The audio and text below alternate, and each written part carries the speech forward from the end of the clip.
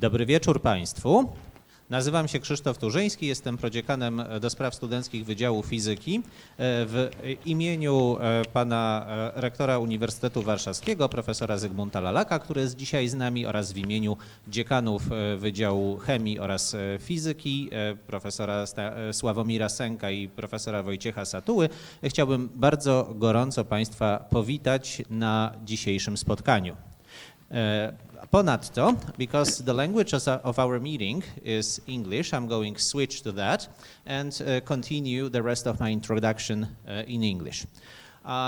So we are at an Ask a Physicist meeting, and this is our series that makes great personages come to us and try to anticipate all the questions that might be lurking in people's minds about physics and its applications and try to answer them. Today we are doing this job in the field of nuclear power. And I would like to ask the leader and the spiritus movens of this enterprise, Professor Piotr Sułkowski, to introduce our guest.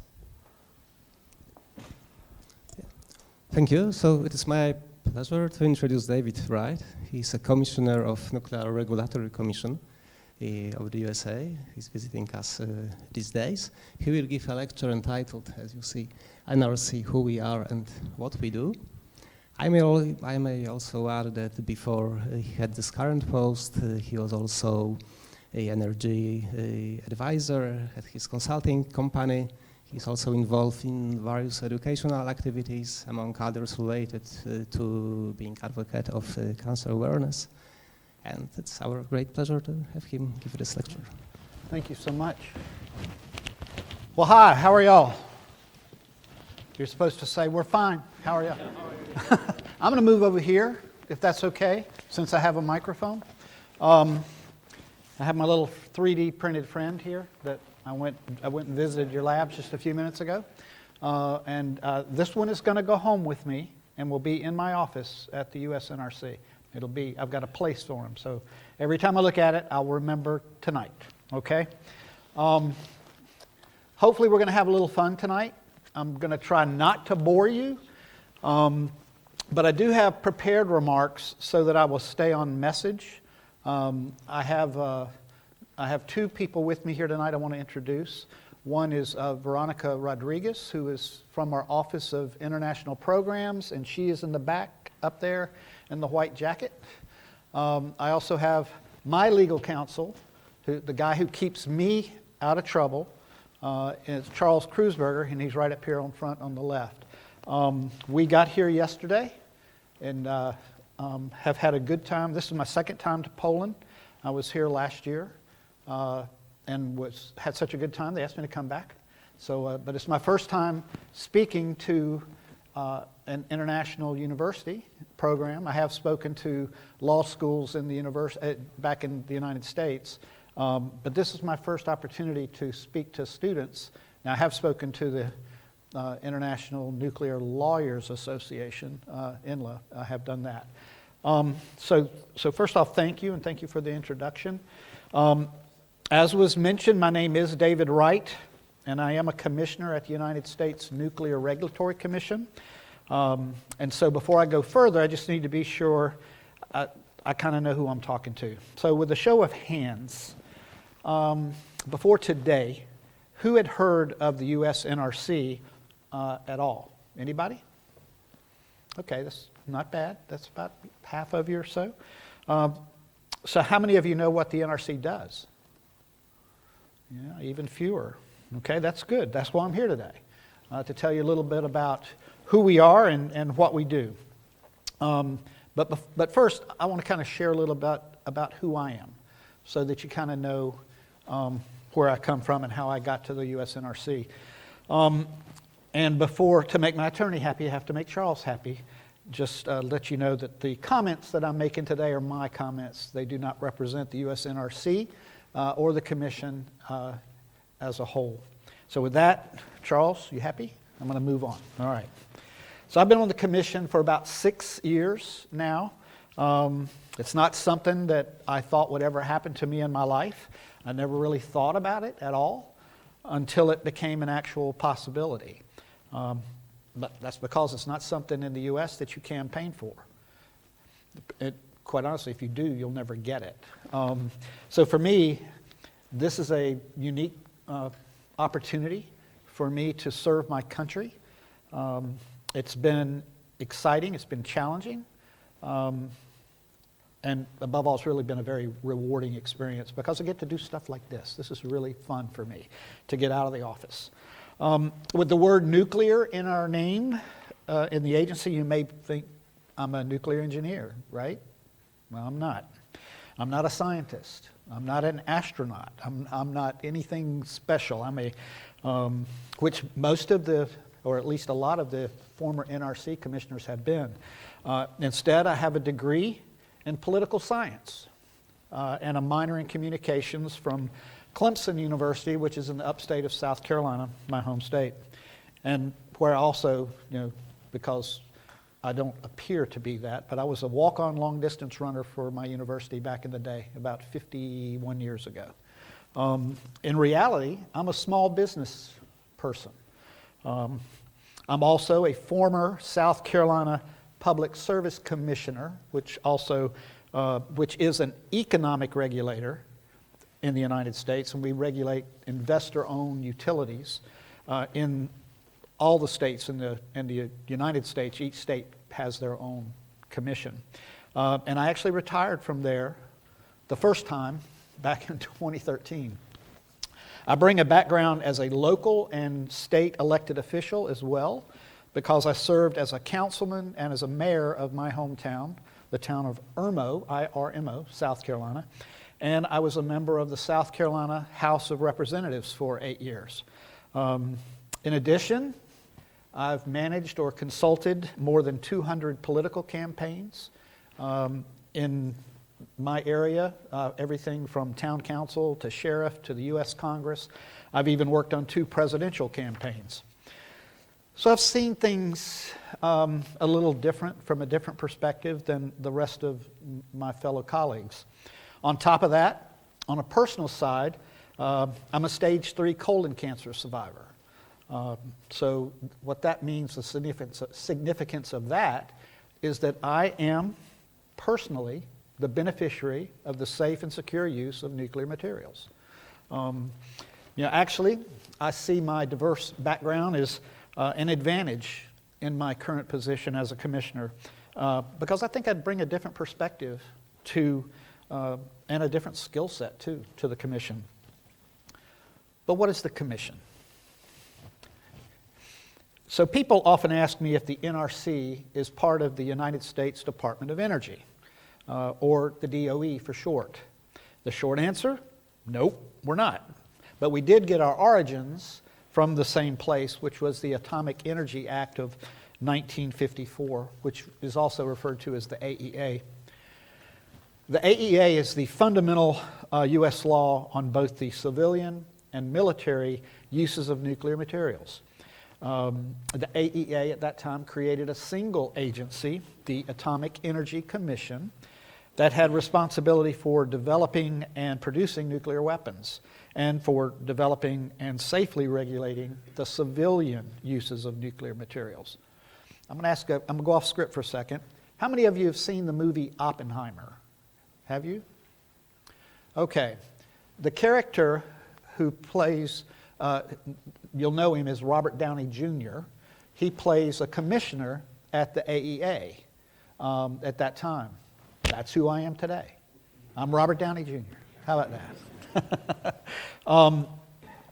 So when the Congress passed the Energy Reorganization Act in 1974, they split the functions that were housed under the Atomic Energy Commission, and they assigned to one agency, which is now the Department of Energy. They assigned them the responsibility for the development and production of nuclear weapons, for the promotion of nuclear power and other related energy-related work, and they assigned to us at the U.S. NRC the regulation, we regulate the civilian uses of nuclear materials and facilities, including power reactors in the United States. The Act also gave the Commission what we call our collegial structure, and it established its major offices. So, the Department of Energy is the salesman. They're the promoter of all things nuclear. And the NRC is the safety regulator.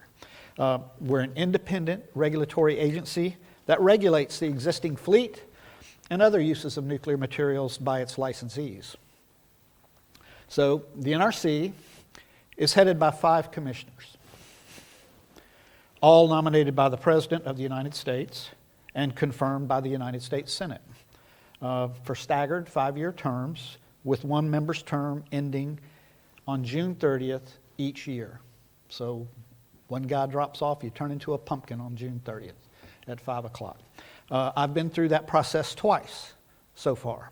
I am also the next guy up, June 30th of next year, so we'll see how that goes. No more than 3 commissioners can come from the same political party either. So we have 5 commissioners, and right now we have a vacancy, so we're 2-2.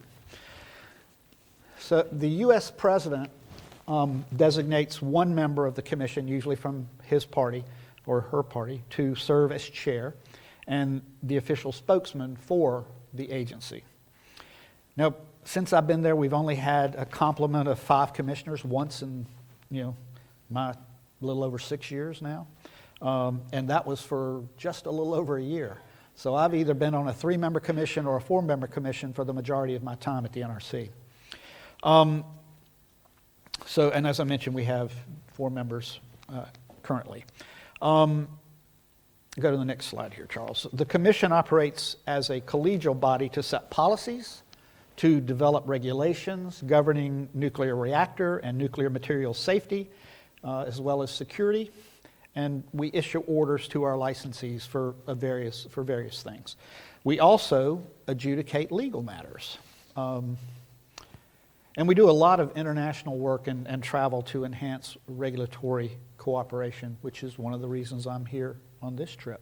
And when I finish here in Warsaw on Wednesday, we go to Slovenia, which I've never been to, and I'm looking forward to that too. The Commission has what we call internal commission procedures, or ICPs, which we use to govern how we do our business, right? Including our votes, our meetings, and much more. Now, unlike how maybe you think a council would work, I'm going off script a hair, we operate more like a court. Most of our opinions, in fact, all of our opinions are written. So we don't get in a room and raise our hand for anything, per se. So we're more like a court in that regard. For me, one of the most important aspects of how we operate as a commission is our collegiality, because personally I like to ensure that before I cast my vote on a particular matter, that I know where my colleagues are on that matter. I want to consider their viewpoints and concerns and factor that into my decision-making process, because I think it's important.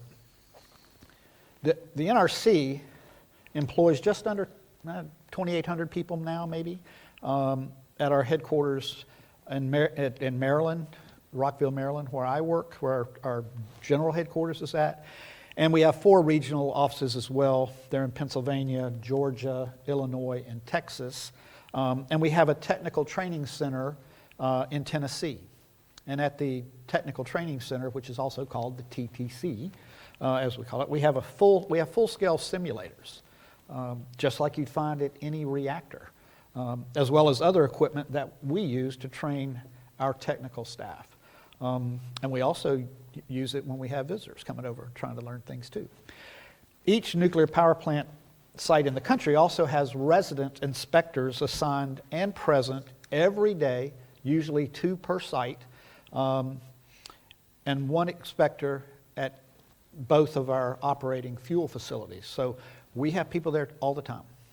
The resident inspectors are our eyes and ears. They're our boots on the ground, and they are truly the front lines of nuclear safety. Our resident inspectors have immediate, unfettered access to anywhere they need to go to ensure the safety of our nuclear facilities. So that's who we are, but what do we do? The NRC's mission is to license and regulate the nation's civilian use of radioactive materials to provide reasonable assurance of adequate protection of public health and safety, to promote the common defense and security, and to protect the environment. Now you notice what I didn't say. I didn't say we ensure safety. All we can provide is reasonable assurance of adequate protection. We regulate the nuclear reactors in the U.S., including commercial power reactors that supply in the U.S. about 20% of the electricity in our country, as well as research and test reactors and new reactor designs. We also regulate nuclear materials, including nuclear reactor fuel and radioactive materials for medical, industrial, and academic use. I mentioned earlier, that nuclear materials are used in medicine for cancer treatment and diagnosis, which I mentioned to you earlier that I had benefited from. What I didn't tell you is that my oldest daughter was 27 at the time, and she was diagnosed as well with stage 3 colon cancer, and had a really, really bad case. Like me, she had surgery. She went through chemo, but unlike me, she went every other week for a year. I only went for 6 months.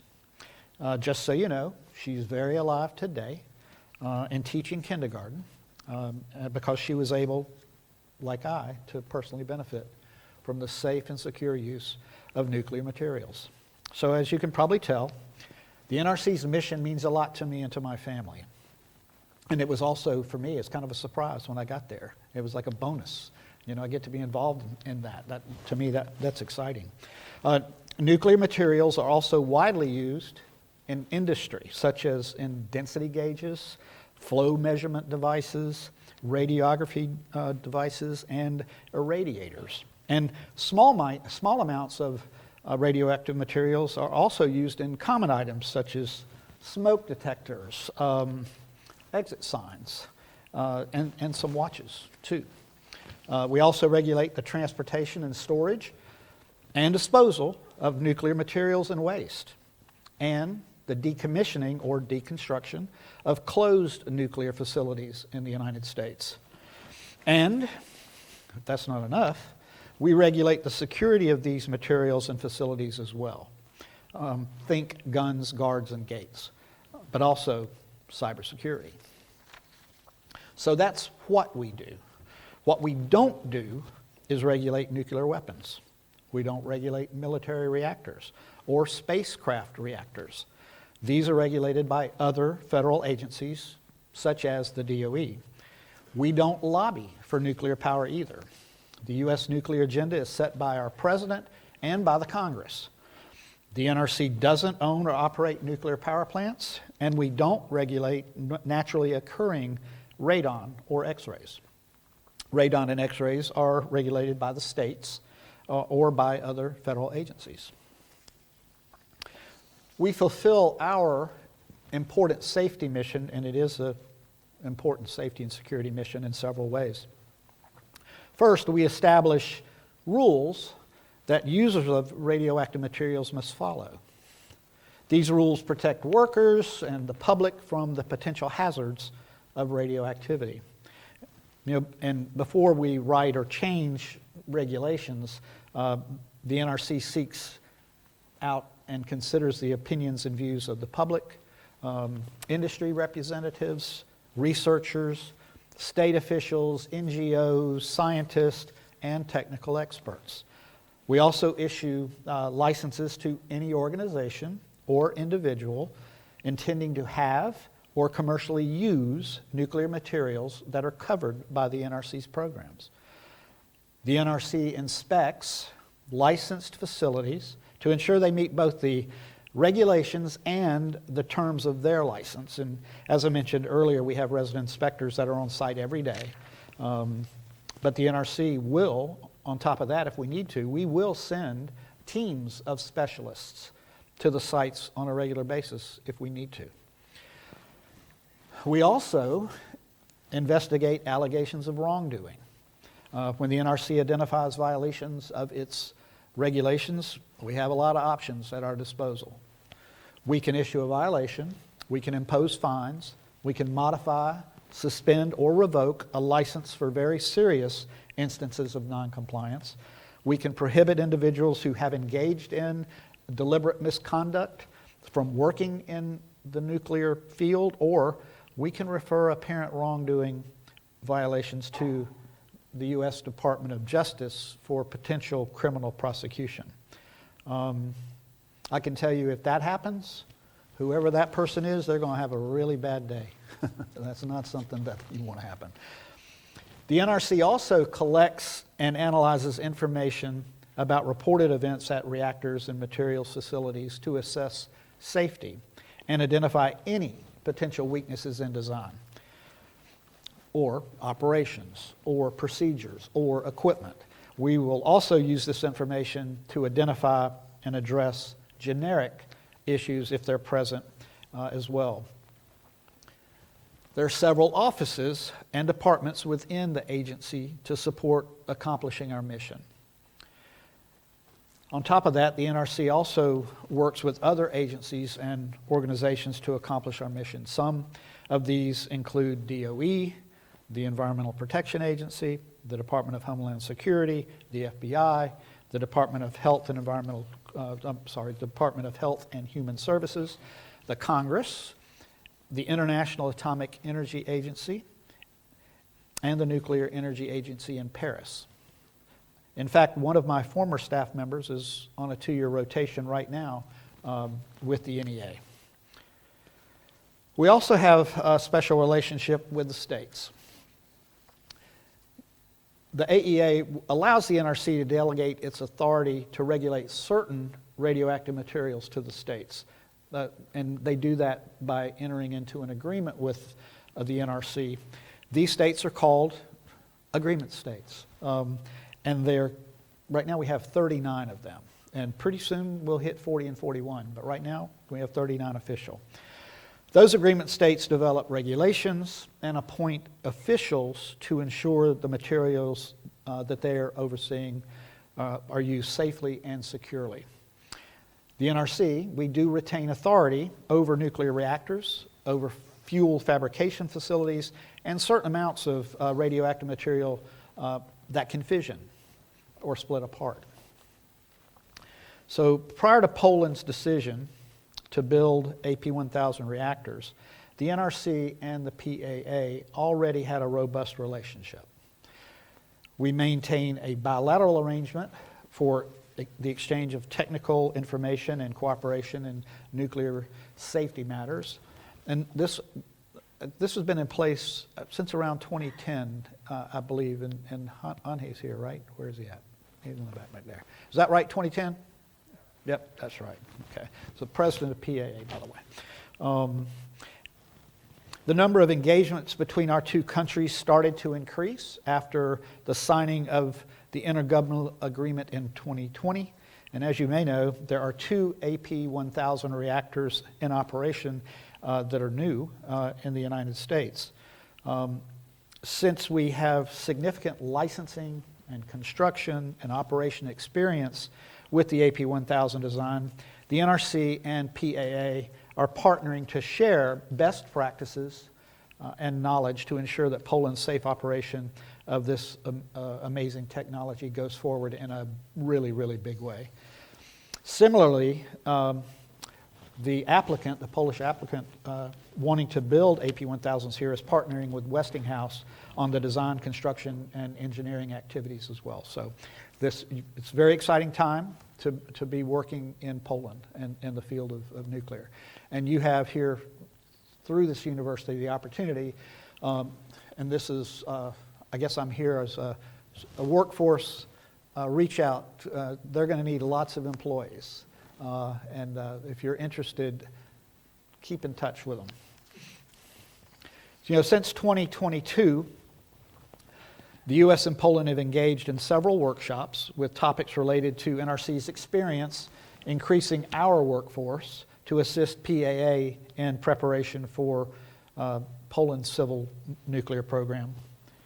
Following your country's decision to pursue AP1000 technology, the NRC has conducted several workshops in Warsaw with the PAA licensing team.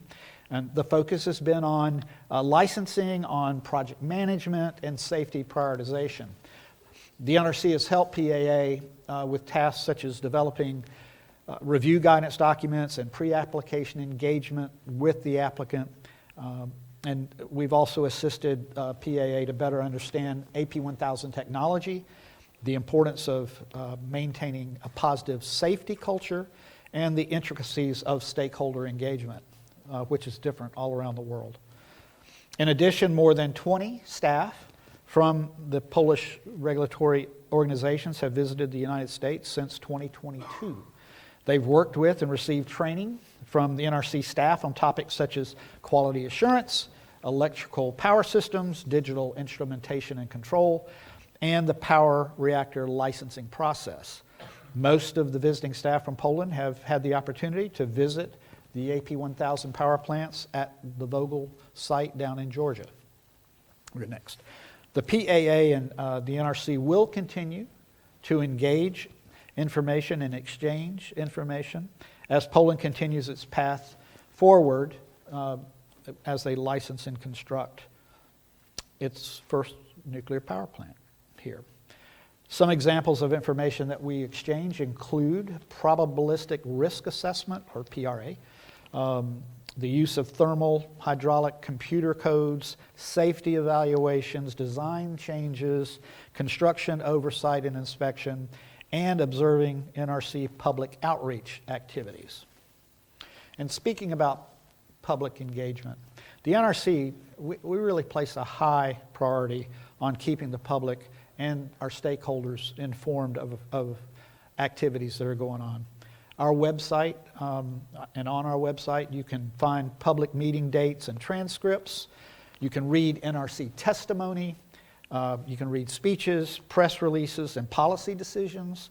You can access the agency's electronic reading room to find NRC publications and documents, and connect with the NRC on social media sites.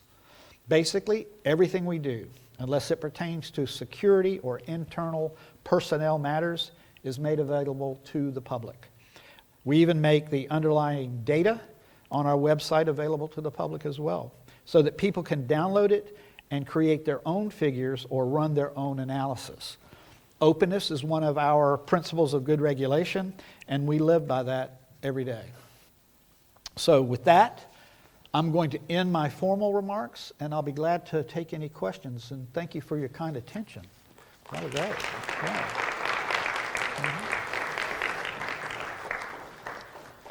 Thank you very much. So what are the questions? Here is the first one. Okay, thank you very much for this presentation. Yes, As sir. is very well known, the present technology using thermal neutrons is not very effective because it uses only uranium-235 and not uranium-238, for example. Mm-hmm. Is there any ongoing projects or prior to licensing that NRC is involved with fast neutron reactors that could burn either thorium or uranium-238 or nuclear waste? Is there anything going on with NRC proposals or something prior to licensing in the world of fast neutron reactors? So as I mentioned to you earlier, we are not a promoter at all. That is the Department of Energy. So we have to be prepared to review and to license anyone who comes before us. And we don't know who that's going to be, right? You've got vendors out there and private enterprise that are in the market to try to develop these technologies. And you're only going to develop and sell something in the United States that you can get a customer to buy. So right now, the Department of Energy would be the one who is probably going through the research on exactly what you're talking about. And then if they can pick a winner or a loser, right, which they have done through the couple of their programs, we don't do that. We can't do that. So I think the short answer to your question is no, we're doing that as you explained it, but are there people looking at it? Yes, there are. And when it matures enough and they have enough experience, they'll come to us and hopefully engage early and often so that we can find out what are the novel areas in that design that we might need expert help on, and we'll go get that expertise. So thank you for the question. David, I have actually two questions. The first one is very simple and short. What is the budget of NRC? I hope that Charles will allow you to answer. What is the what? Budget. At the NRC? Yeah. Just under $1 billion.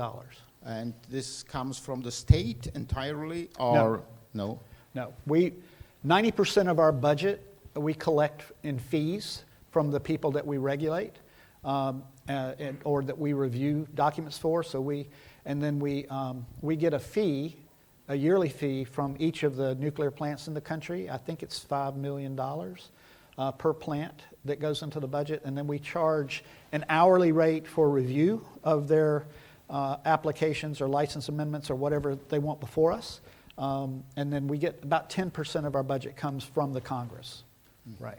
So and that's one of the issues that you're going to find that you're going to have to work on here in Poland, right? They do not operate right now on fees. Everything, I think, is funded completely by the state. But they're looking at imposing some kind of a fee structure. And, and I would encourage, this is me again, I would encourage that if you're going to impose a fee structure, that you encourage your government to let them use 100% of it, because they're going to need to hire the technical expertise that they need in order to review and license these facilities as well as inspect them going forward. So you need to be able to compete for those employees, because if you train them up, maybe the state would hire them away from you by paying them 30, 40, 50,000 more.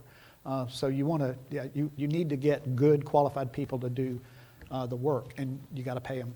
So that's an area that I know that they're working on very closely. Yeah. Okay. The second question is concerns the weak and strong sides of NRC. In your opinion, what are the weakest sides and what are the strongest in NRC, in the present, organization of the NRC, Yeah. and how the things should be improved, if there is something to improve at all? So there's a lot there that I could unpack with you. I will tell you this. No one does big plants better than the United States. We're the gold standard in that regard, and we want to stay that way, right? So when you invest in a U.S. technology that's been licensed or certified by the United States, you're usually going to get us as your assistant to help you get through the program and process. I think that's a strength of our agency, but it's also a weakness. The weakness of our agency is that we've only done light water reactors, right? And we've done a lot of them. But this is a whole new, they say it's a renaissance, but the renaissance, if you really look, that took 200 years. This is more like a brave new world. This is coming upon us pretty quick. And if it happens the way that it's projected, or if it only happens 25% of the way they project it, it's a lot of power, and it's a lot of small modular reactors, advanced reactors, microreactors, and they're going to be all types of technologies. So we've got to have the people in place to do the reviews and to understand what those technologies are about. So that would be, right now, the strategic workforce that we need is where we've got to get up to speed. Can we do it? We absolutely can, right? But it's a new way of doing business, right? Now, countries like Poland, they may be the first one to build that technology, that new technology. So there's an opportunity now for us to become more multilateral in the way we approach things, and we can learn from each other, right? Which I think that's huge. I think that will turn into a strength for many if we do that right. So I hope that answers your question. Yeah. Mm-hmm. Yeah, thank you very much for a very interesting presentation. I am guest here from the Institute of Nuclear Chemistry and Technology. So we even here are coming from outside of the university. And I have two questions because I was looking on your website and also I found some interesting information. One is about research programs, yeah, because you have some research programs. I just learned that there is a program from 2020 to 2024, something like that. And also you had quite a few applications, over 100. So one question is about the subjects of this research and who are the organization which just deliver the data.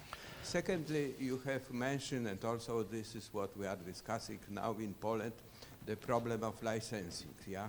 So as I learned also from your web, that licensing for new facility may cost as high as $15 million or something like that. And the question is, maybe in some small points, how you go through this licensing, and also if you use just outer resources, who is helping in just going through this licensing process. Thank you.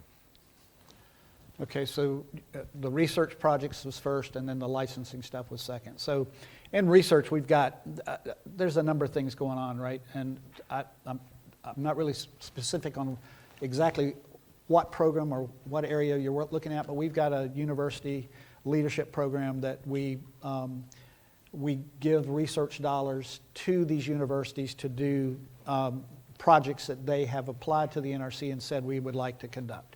So what is that?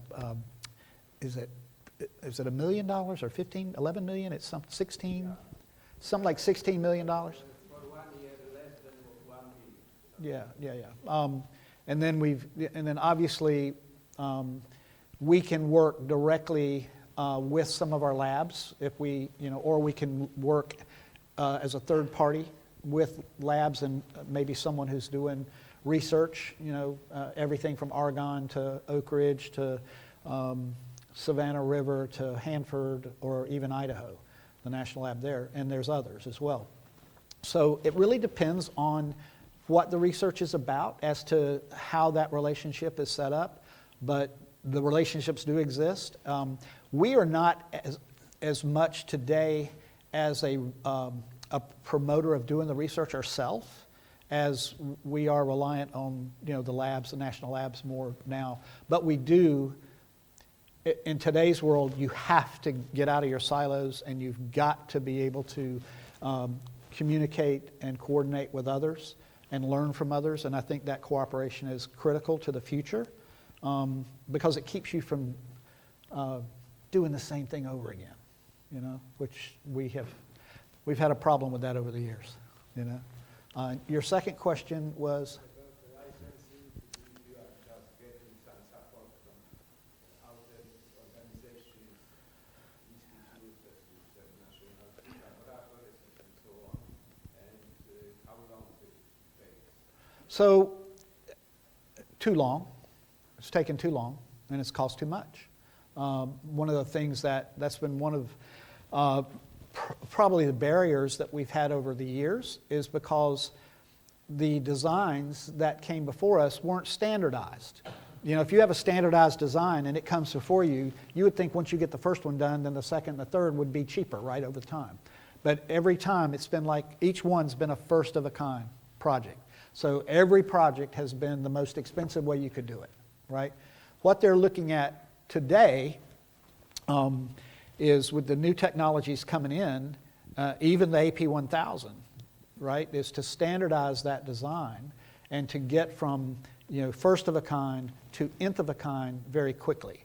You're going to see that in the oil and gas industry. You're going to see that we're working in the U.S. with TVA, where they're looking at the, I think it's, is it BWR X300 they're looking at? And then you're going to see it in other areas with maybe like X energy in the chemical process, heat, high temperature heat. So that some of those industrial process stuff. So they would be standardized. And if we're doing it right, we should get that through the review quicker, right? Because there's nothing new to look at. And that would drop that price curve down.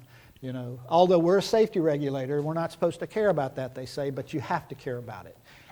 Because if you're the one that's stopping them from getting to market, then it's on you, right? So we don't want to be, we want to be efficient, we want to be effective, and I think that those people who are paying us good money to review and inspect their technologies, we owe them a fiduciary responsibility to do it efficiently and to get to a decision as quickly as we can while staying in that safety envelope. So hopefully that's a culture change, and I think we're accepting that, and we're going to get there.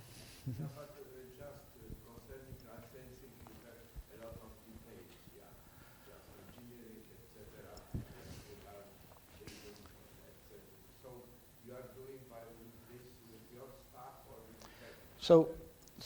Yeah, I mean, most everything we're doing is within the NRC.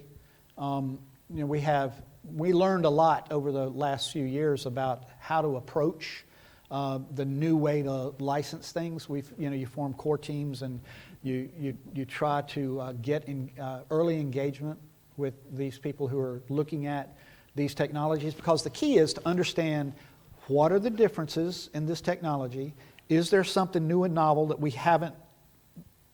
don't have enough experience with, and we have to go get that experience? And when we get there and we have those questions answered on the front end, then it makes for a more robust application, which should get you through the process more efficiently. And I think right now we're challenging our staff to do it somewhere between 24 and 42 months now to do that for the new technologies coming through. Mm-hmm. Dr. Kang. Okay, thank you for the commissioner. It is really my fortune to ask a question to Energy Commissioner directly, because if I went in USA, I never meet you. Maybe I met many energy staff, but I have no chance to meet you. My question is like this one: as mentioned by you, and the Polish government decided to invite the two AP1000 technology. Normally imported country, many part for exported country licensing process. This meaning is for USA, now we have one-step licensing, so-called combined licensing based on 10 CFR 52. Correct. Did you want to recommend to Poland also one-step licensing? Or Poland, they will, in the Europe is already two-step licensing. Right. Any country, they did not accept the one-step licensing. How can we solving these issues? Wow. You know, I don't know if that's really a policy issue or not. If it is, that means that there's something we got to plow, new ground we got to plow. One of the things I think is important, and we have a memorandum of cooperation with Canada, with the CNSC, and we also, I think the UK has come on board in this, and I believe that Poland is an observer as well, I believe. These bilateral and multilateral relationships are really critical because it helps us get to a data set, right, of that technology, something that we all participate in as we're reviewing and looking at the documents and getting that information understood. But then Poland can use it in their application process. We can use it in the U.S. for ours. Canada can use it in theirs. Basically, if we gave permission, any country could use it that wanted to build. And if I think at that point, it really doesn't matter what your process is, because even under Part 52, if we go 50 or 52 in the United States, if it's a new technology that doesn't quite fit in that part of the code, we have an exemption process that can get them there. So we can get through the process. It would be nice to have a one-stop shop where you could get everything done. I know that it's been talked about and it got started and then it stopped. But I think that part is that's out of our jurisdiction, because you've got to do that kind of stuff, you might need to have support of other agencies and maybe even the Congress to do that. So, but working together as government to government, I think we can get to a point where it'll make it easier. Excuse me. Yeah. Mm-hmm. So I'd like to abuse my power as a mic boy to ask a very down-to-earth question. So you said that one of the jobs of the NRC are to issue orders, presumably in cases of wrongdoing and neglect. Could you give us an example of a situation that was a difficult one for you? I mean, of course, if you were at the liberty of giving us any specific answers to that. Is that the whole BWX thing public? It's not? Can't talk about it. Yeah. So let me see if I can, at a high level, explain. So there are times when something happens and we find out it's willful or it's intentional. It may be falsifying records, right? Because our inspectors do follow up and inspect the records of the licensee, and even we inspect our inspectors. So if our inspectors did something wrong and we find out that, we can, they find it, they're going to have a bad day too. So when those things happen, we have to be sure as commissioners, because most of the time it's going to end up coming up to us at some point in some fashion. We have to be sure that we understand exactly what happened, what we're being asked to make the decision on, and then we have to rely on our attorneys to help guide us with the law, and so that we're making a decision that is in the best interest of the parties involved. Because it's not just the NRC, it's the licensee, it could be another associated group or person or company, and it could be, there are a lot of different things that can happen and have happened. And I can tell you, it's not fun when you have to do that, but that's why we get paid to do the job we do, right? We have to make those hard calls, and yeah. So let me check if I have more luck with my next one. So when you have your agreement states, is it because the states want to retain local control over the process, or there are inclinations from the states to do certain things their own way, and there are certain limits within which they can do so? That's a really good question. So an agreement state, we've got 50 states in the United States, and 39 of them have agreements with us, and not all of them are the same, right? Most of them are the same, and we give over pretty much the materials part of the program for them to inspect and to care for. And that would be, we retain the fuel facility stuff, we retain the reactor oversight stuff, but they can do licensees like, tanning salons or something like that, right? They can do hospitals and where blood irradiators are at, and they can do other equipment, right? Because the medical side, especially the hospital stuff, what we do is we have more licensees in the material side of things than we do in the reactor side. Last thing I heard, it was like 11,000 licensees, and so the states are better positioned to do that. You've heard the phrase, I'm from the government and I'm here to help. Well, you don't want the federal government's the most expensive government to come in. You want the local government to be in charge here, because they can do it cheaper, they know the people better, and they can do as good a job. And they've just got to do it to what the baseline of our rules and regs are, but they can enhance it if they want to. It's up to the state to go beyond. Mm-hmm. That's a good question.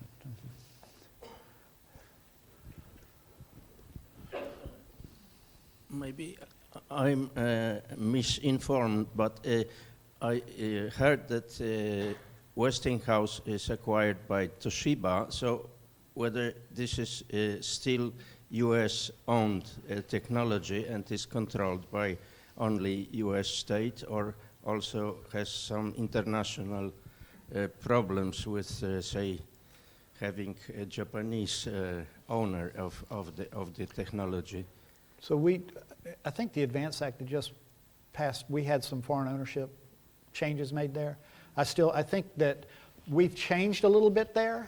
It almost used to be prohibited, but now it really depends on what country, right? Because we want to do business with like-minded countries, and we would like.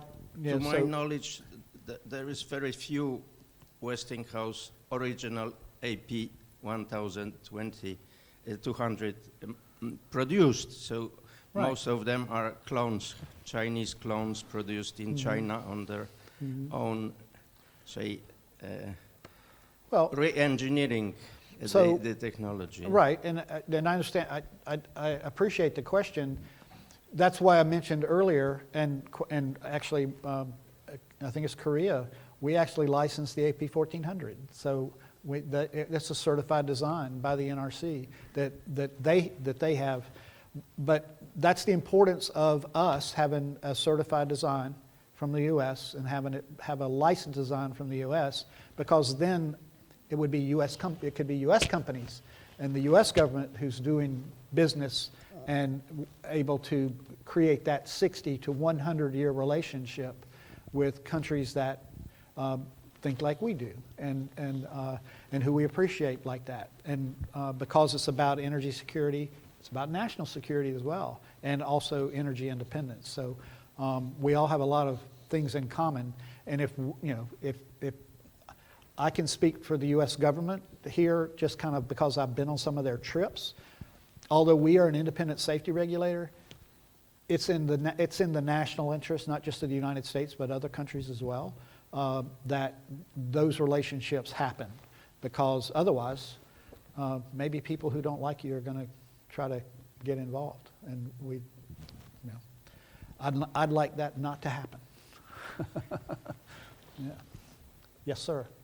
Okay, so thank you for your presentation, and my questions are, so what do you think about situation in Ukraine with nuclear reactors which are still working in Zaporizhzhia? What do you think about nuclear terrorism and how it could affect on a general situation?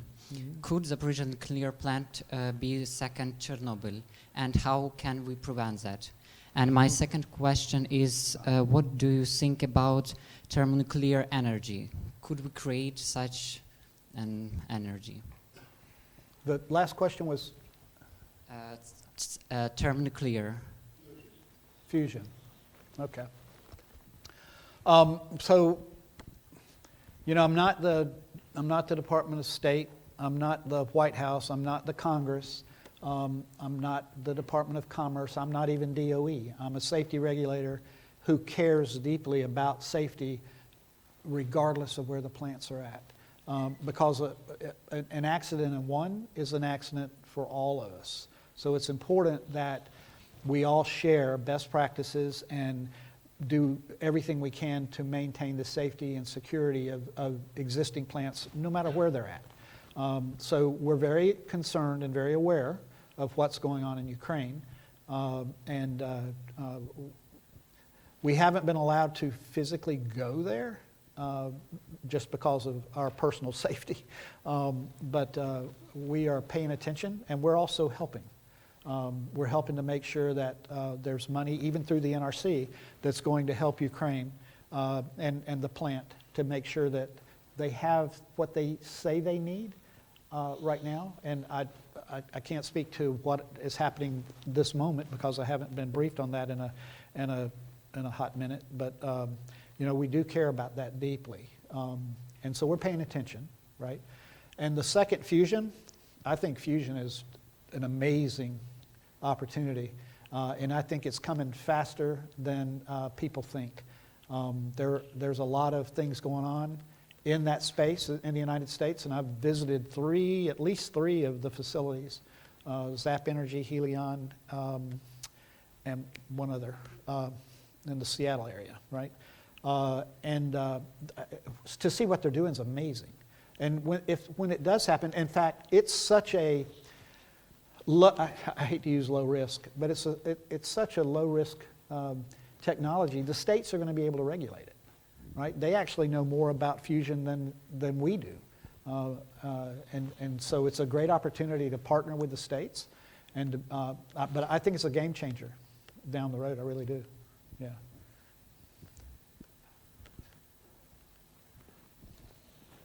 So what kind of advice would you give Poland as a newcomer in the technology? What do you anticipate will be the challenges? Can you speak a little louder? Okay, so what kind of advice would you give for us, Poland, as a newcomers in the technology? And do you have any tips for the students who are training to be the future staff, hopefully?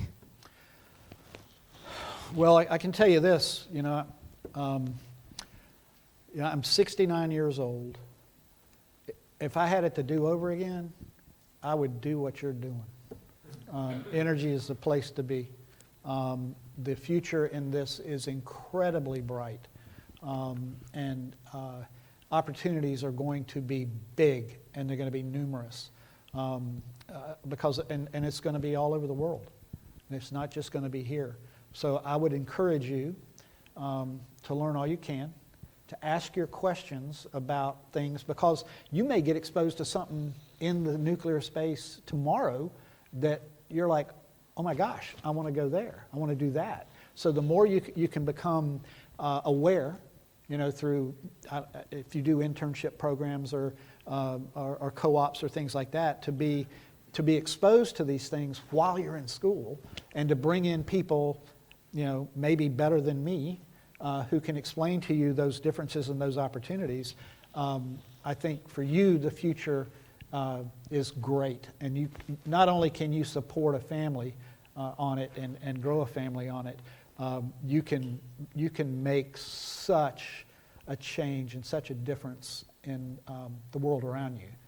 I tell our people inside the agency who do the reviews of the documents, and they're down on the lower floors in the building, and they're always in the paper, and they're always reading, and they get bored, they get tired, but it's an important task.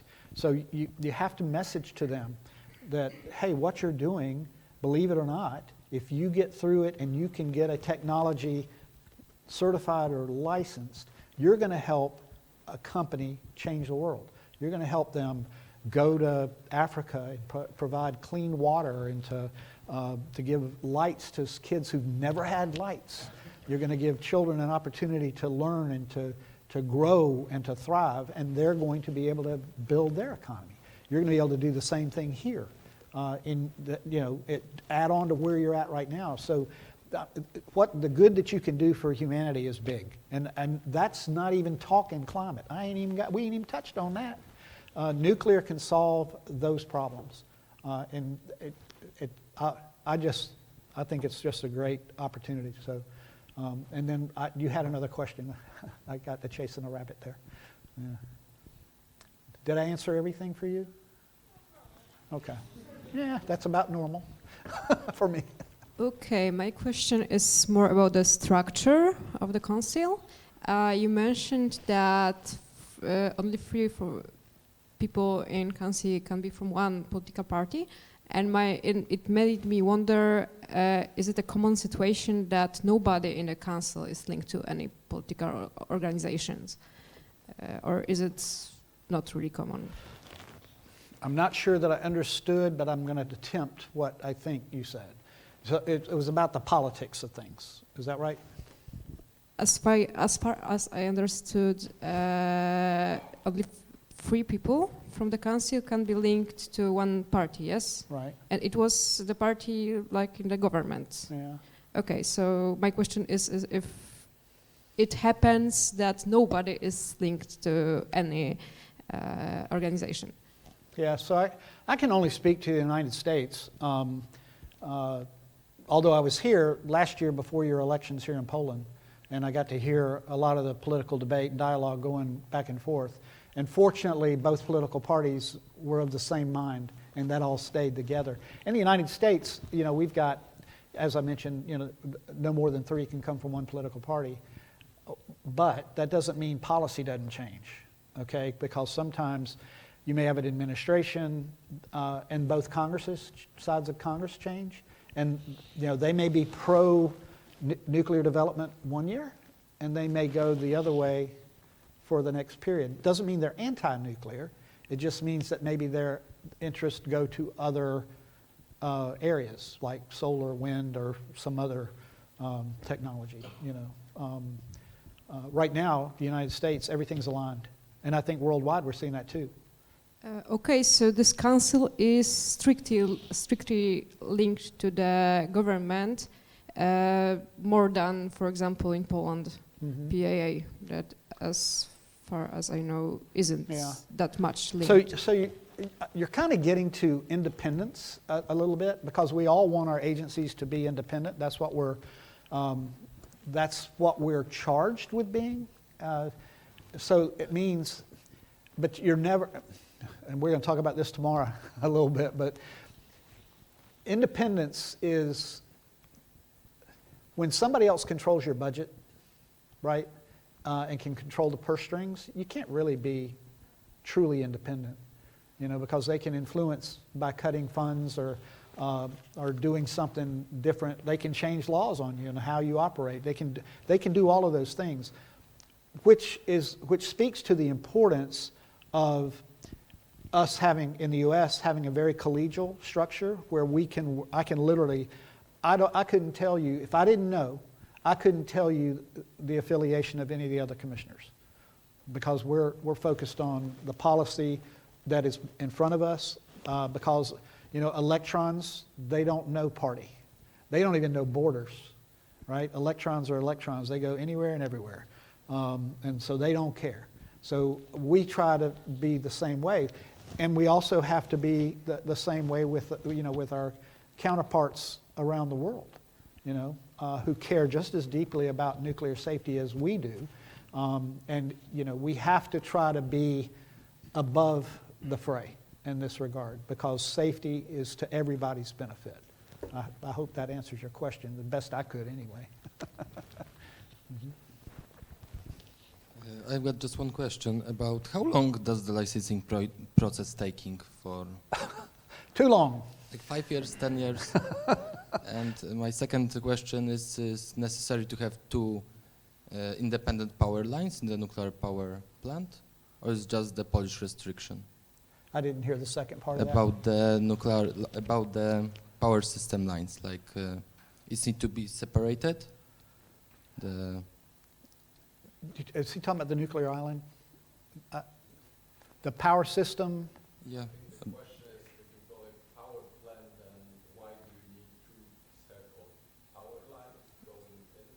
Yeah, exactly. Is it necessary to have two or more, or it's one is enough?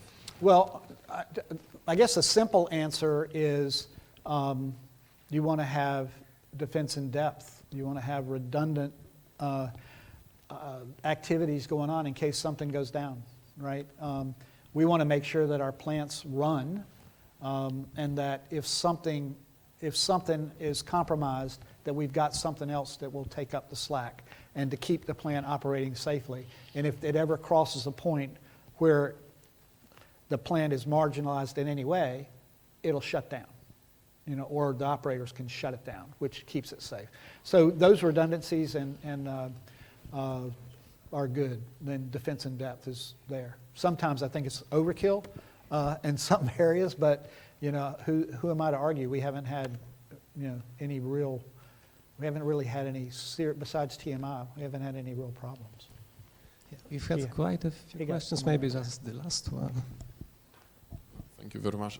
So my question would be, because obviously you are working right now with Poland on building the first operational nuclear reactors in our country, but do you also cooperate with other nuclear regulatory commissions in countries who have very strong or historically have been building their own nuclear power plants for a long time, like for example France, or did you work with Germany? Because clearly Germany backed out of nuclear, but the question would be, do you work with nuclear regulatory commission in countries who have their own technology and sort of can do it on their own?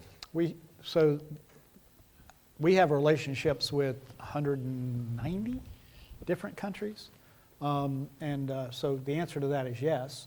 And I try to meet with or visit with them, either go in person like I'm doing here, or we have an international conference in March of every year at our headquarters, and the countries come to our conference, and I have individual meetings, bilateral meetings with their regulators and as well, and pick a country. In fact, I mentioned earlier, when I leave here, I'm going to Slovenia, right? I've been to Poland, I've been to Finland, I've been to, and I've been to Sweden. A quick anecdote. So I went to Finland and I went into the deep hole in granite that they've got that goes 400 feet down or so.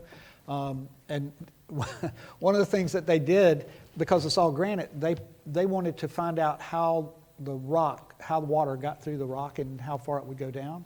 And so we're down in the bottom of this hole, and we come around the corner to this water, and it was lime green, which reminds you, it's like your view of, the world's view of what nuclear waste looks like, right? That green goo, right? And what it was is they used a lime dye to trace the water down through the rocks. And I told them they should have used a different color, red or something. Because I didn't want to take a picture and put that out anywhere. Yeah. You had one, I know you had a question up here. I saw his hand. Mm-hmm. Thank you. So I would like to ask about SMR. Yeah. It's quite a common topic, especially in Poland, because we are, as far as I know, we are going to build a lot of them. And do you have any specific approach in US for that kind of technology? Especially for make it more common for heat production, or for example for energy production in general. So SMRs, the advanced reactors, microreactors in the United States are going to be market-driven. We've got a lot of different designs. We probably have 16 or 17-ish people who are involved in some form of early engagement with us. We have to, like I mentioned earlier, we have to review and license anybody who comes before us, whereas DOE, the Department of Energy, they've picked two winners already. One is TerraPower, this Bill Gates' company, and they're building in Kemmerer, Wyoming. And then there's X-Energy that's building, working with Dow, and now I think Google as well. But they're building the high temperature small reactors for chemical processes down in Houston for them. So we're able to go through the licensing process of those people who are before us now using our Part 50, Part 52, and then we're trying to create now a new part that Congress challenged us to create. It's called Part 53, which is its intent is for a whole wide range of technologies to be able to use the same pathway to licensing, and it would be on the vendor or the applicant of that technology to bring their safety case, their cumulative risk metrics, whatever, and defend them at the NRC, which we think if it's done properly, it's a quicker way to get through the licensing process for these new technologies down the road we're thinking future here. But right now, anybody who comes before us, we can get them through the process. So any SMR can do that right now. We can do that now. Okay, I think we had quite a few questions. There's a lady up there, and then back to okay.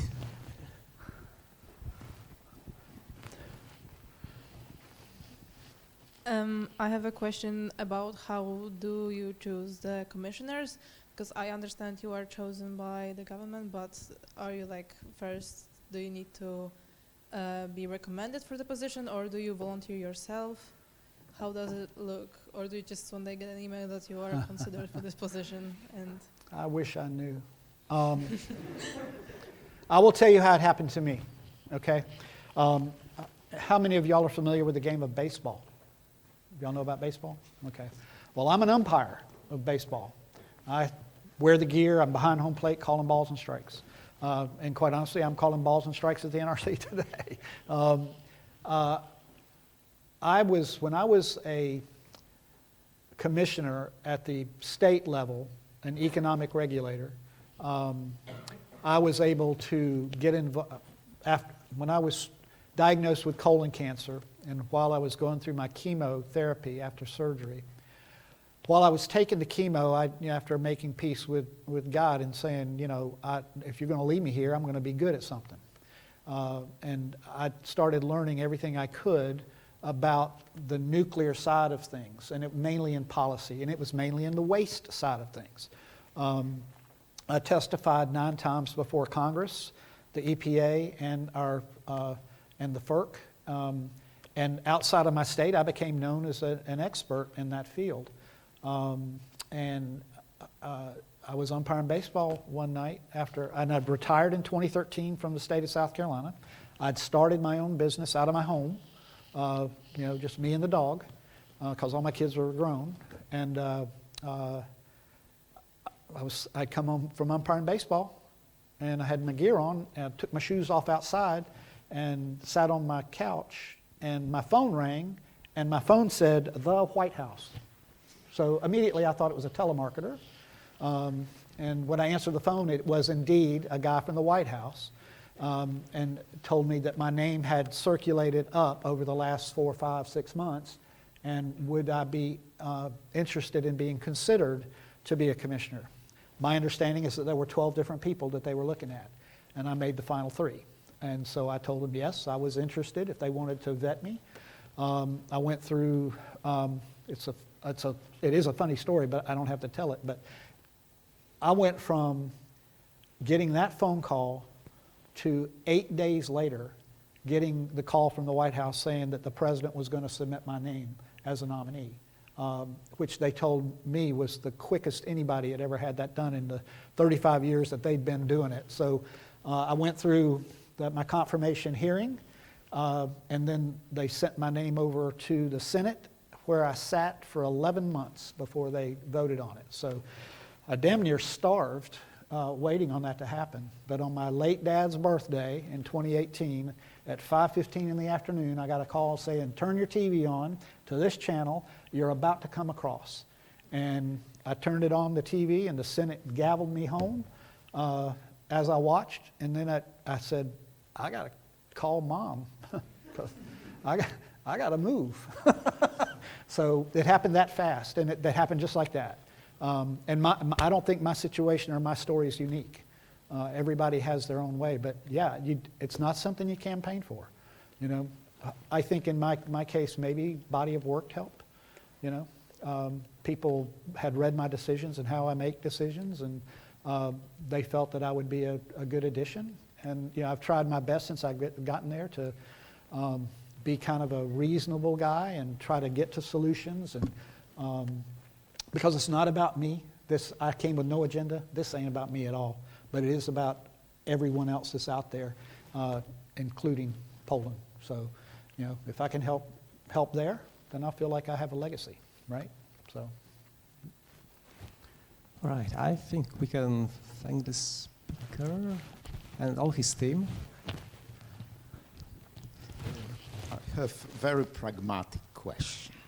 I mean, as you know, we just started our studies on nuclear energy.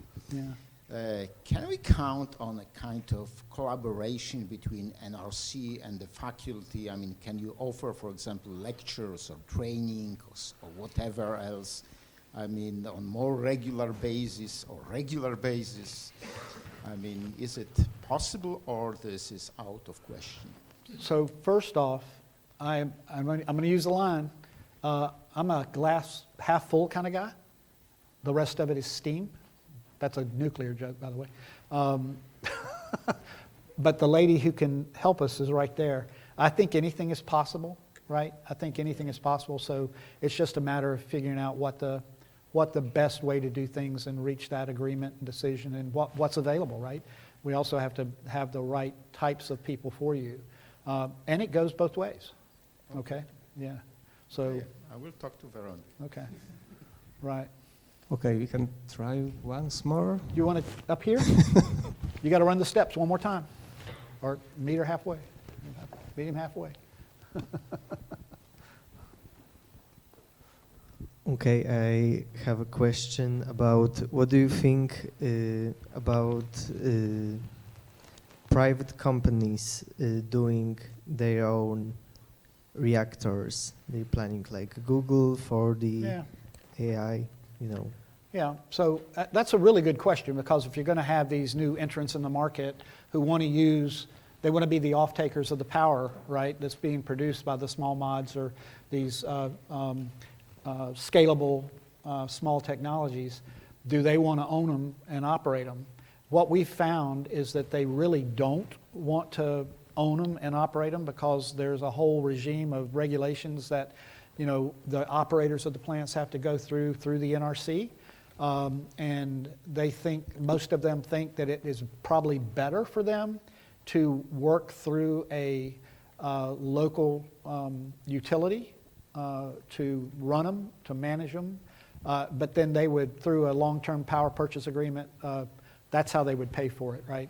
You would not, it would be out, the ratepayer is still going to be involved somewhere, but it'll be very minimal, how the, you know, because if they had to go offline for any reason, they got to get the power from someone, and being connected to a utility, that's where that power is going to come from as backup, right? Because I don't think they're going to be able to buy or put enough generators on site to make up for, some of these people are going to be running at anywhere from 2 to, I've heard, as high as 10 megawatt.